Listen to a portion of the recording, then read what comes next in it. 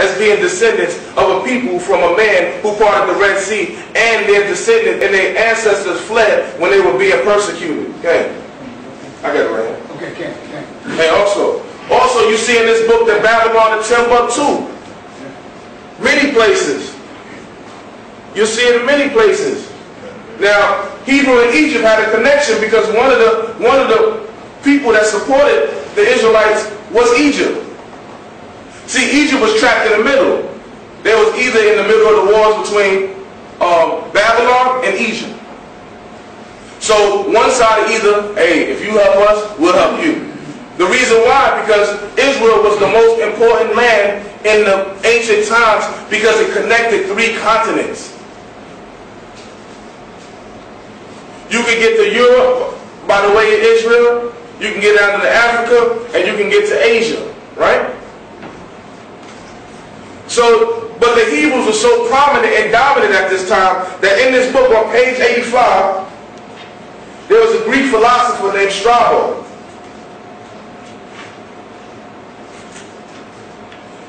Strabo says, the Greek historian and geographer Strabo in 63 BC said concerning the Jews of Cyrene, which is in Libya. Now these Jews already have gotten into all the cities, and it's hard to find a place in the habitable earth that has not omitted this tribe of men, and is not possessed by it. And it has come to pass that Egypt and Cyrene, as having the same governor, and great many other nations imitate their way of living, maintaining great bodies of these Jews and peculiar manners of privileged status, and grow up greater prosperity with them, and make use of the same laws with the nations also. So in it, the Greek is telling you that the Hebrews that are in all of these places are the most what? Influential people. That they are actually changing, and they're the privileged status of everybody else. And we're going to get into that too. But this is a must-have book. It's written by one of my teachers, Professor Windsor. Now, also in that book, you'll realize that one of the things that threw off the Europeans when they were fighting Hannibal is that they were using Hebrew dialect. So when we look at our history, we're trying to figure out, oh, the Hebrews aren't black, the Hebrews aren't this. We were a pure people and a dominant people. So what I'm addressing today is that when we are being attacked by other peoples and saying that the Israelites weren't this, or you tearing apart nations, then you tearing apart your own history. You tearing apart your own history. And there's many brothers and sisters that will teach you, and it's going around in some Israelite, some Egyptologist forums, that the Bible is created by white people. Now, you got Ashra-Kwesi, he'll tell you that it's Western philosophy. Now, I respect the man of his knowledge, but I have to ask him a few questions. If Egypt is right here, and Israel is right here, how is Israel Western philosophy?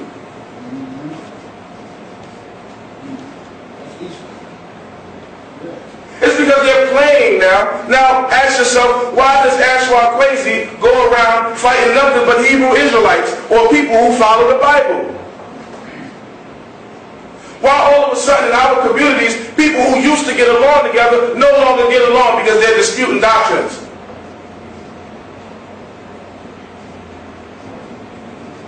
And then you bring them to Africa and you misread the pyramid text and you tell them, oh, you show them a boat that's the size of from here to here and say, here go your Noah's Ark, people.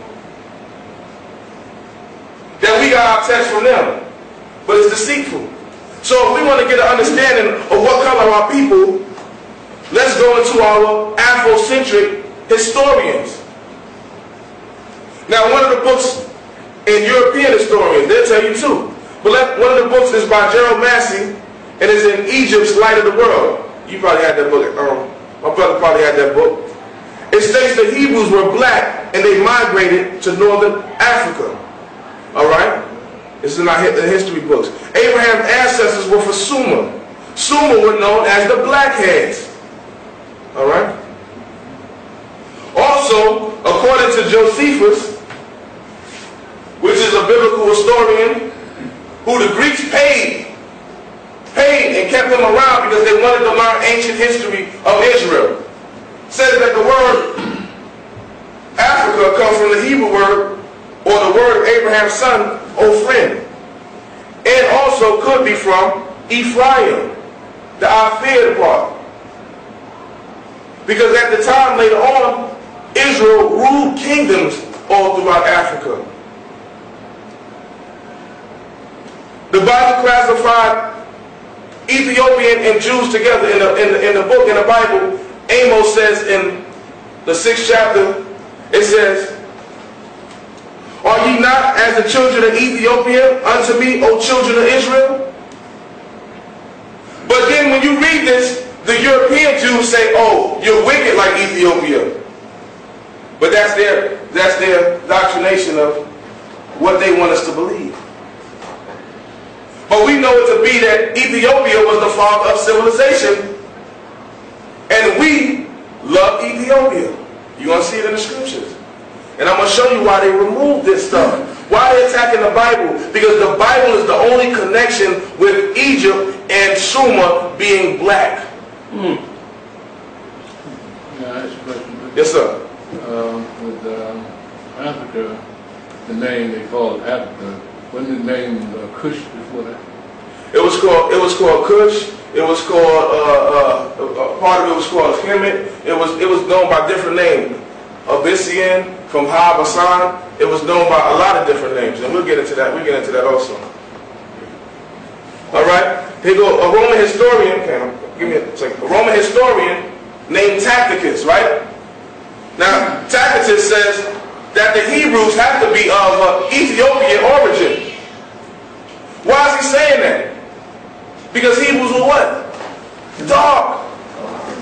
We're not talking about no mixed mulatto breed, how they be trying to tell you. The Romans are telling you the Hebrews got to be from Ethiopia.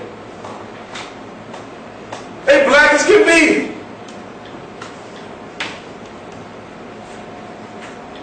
Okay? If you don't believe me, believe Sheikh Athiest, one of the fathers of Egyptologists. This man won a Nobel Peace Prize.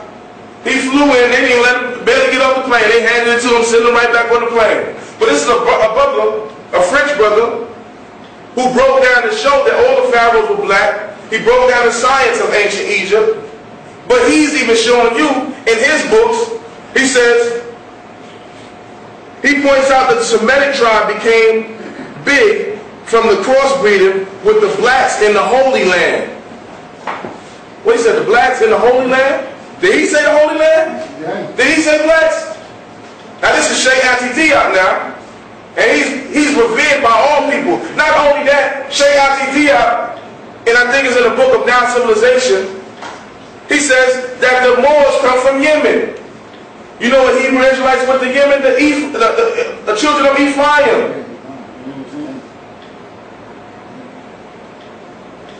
So that's how you get it. When you look at the Moorish history, you say, well, that's Arabic. Yes, it's Arabic because Israelites were being oppressed, and they had to find some way to fit in. And only people that would take them were the Moors. The Arabs didn't like the blacks. They suppressed the blacks. But we're not even talking about Arabs as you see them today. Yeah, we're talking about dark-skinned Arabs. Because if you look at Arabs, they come from Ishmael, they come from Midian, they come from a mixture of people. But guess what? We look at Hagar. Hagar is from what? Egypt. Arabs is a mixture between Hebrews and Egyptians.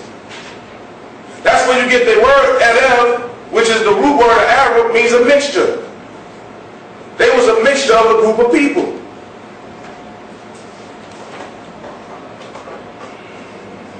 According to a massive amount of historians, we can go through all of these books. The blacks that are in America are the Shemitic Hebrews.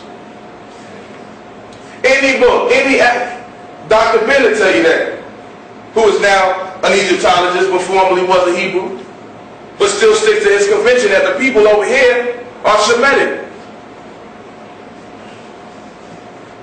Also, when you read in the scriptures, you read in Exodus 2:19, it said Moses was mistaken to be an Egyptian. What Moses looked like then? What? But see, they got whitewashing inside of the pyramids, and in fact, they erased Sumer, and we're going to touch that too. Okay. When you speak of the blacks that came here, were Shemitic, who came here, you mentioned America, right? Do you mean the continent of America, or just the United States of America? I mean the continent of America. Okay. I mean the continent of America. All throughout the South America, the tribes, all the tribes, they're Hebrews, and they're connected with Hebrews. You can find it in many books. And one of the books, I'm trying to figure out his name. But they was written by many historians that if you look online and go to Hebrews in America before 1500, and that'll give you a clear picture, and it'll show you all the Hebrew artifacts that are there. But the reason why they dumb down the Hebrew artifacts is because the Smithsonian rejects the Hebrew artifacts, because if Manifest Destiny only allowed them to move westward if they were conquering the uncivilized people. Now, if these uncivilized people had writings and documents, then America was not going to be given the right by Europe to conquer westward. So what they do, the Smithsonian rejects anything that has Hebrew or hieroglyphs. They push it away. They ask you not to bring it back because it means that America has stolen this country and took it under a false premises, which they did. All right. Daniel 7:9, when it describes the man of ancient times on the throne, it talks about wool hair. Psalms 1:5, it says, "But I am black and comely." Also in the Talmud, there was a rabbi called Eleazar, and he said Shem, the son of Noah, is black and beautiful. So the Talmud is Jewish. The rabbis tell you that Shem is black and beautiful. And don't get twisted, rabbi's name is a Hebrew word, and it's also a Sumerian word for master. So when we look at it, we look at our scholars and our teachers. In 1947, at the UN, the United Nations, when they tried to give the land over to the Europeans, in 1947, they tried to put the European Jews inside of the land of Israel. One of the princes, his name is Nasi, stood up and said, how did you leave here black and come back white? That was his big question. Now the whole UN just backed up like, wow. And the point is to prove that we are that people. If the Holocaust happened in Germany, and you oppress Jews in Germany, then give them land in Germany. Why are you giving them land in Israel? And why is it so important to cover up the people of the Bible's color? If the Bible isn't important. If the scriptures isn't important. And see, many people come to us, oh, the Bible has so many contradictions. I tell you this, there's the Nevi'im, the prophecies, there's the Torah, and there's the Ketuvim. The Ketuvim is not considered holy.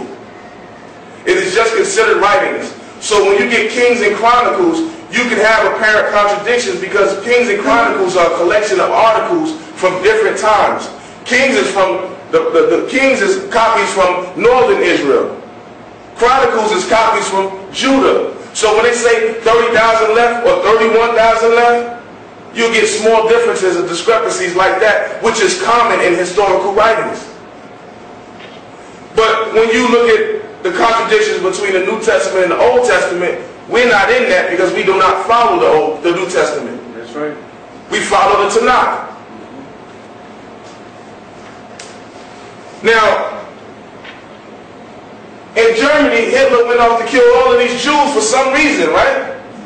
And the reason why I'm touching on what our color is because they're saying we are teaching Western philosophy. One hand they say we're teaching Western philosophy, and in the next minute they're saying 98% of the Bible is from Egypt. Yeah, that's real. Yeah. So you don't want me to follow something because you say contradictions, but your word is bringing forth contradictions. Your mouth is bringing forth contradictions. The reason why Hitler killed off the Jews is because